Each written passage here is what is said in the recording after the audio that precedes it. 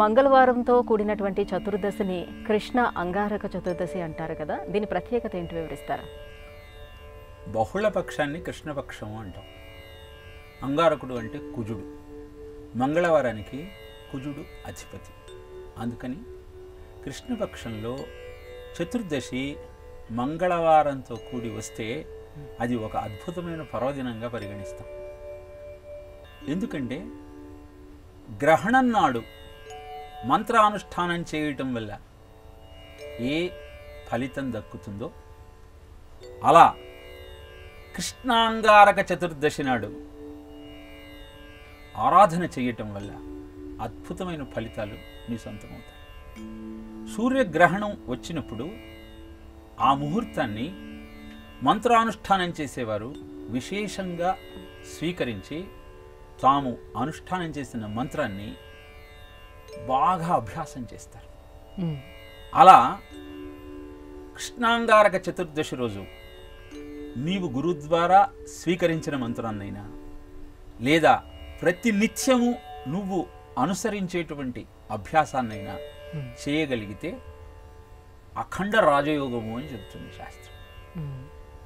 అంతేకాకుండా ఈరోజు గోవుకు తడిసిన కందులు బెల్లంతో కలిపి నువ్వు అందించగలిగితే గోమాత నిన్ను కరుణిస్తుంది.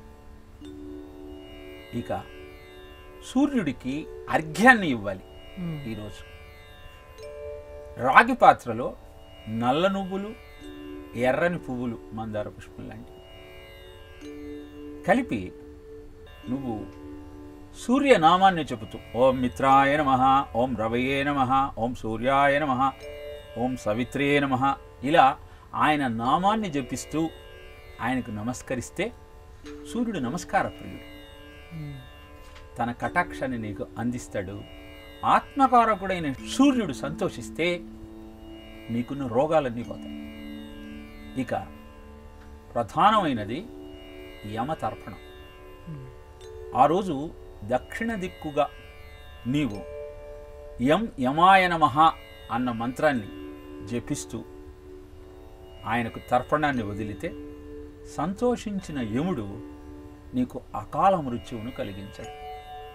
ఇలా కృష్ణాంగారక చతుర్దశిని నువ్వు అనుష్ఠానానికి అభ్యాసానికి ఆలవాలంగా మార్చుకోగలిగితే గోవు కృప, అనుష్ఠాన బలం, సూర్యుని అనుగ్రహం, యముడి యొక్క కటాక్షం ఇవన్నీ లభిస్తాయి.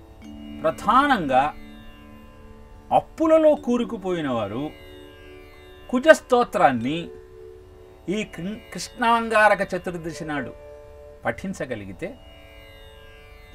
సంతోషించిన కుజుడు నీకు రుణబాధను లేకుండా చేస్తాడు. ఇలాంటి అద్భుతమైన ముహూర్తం కృష్ణాంగారక చతుర్దశి.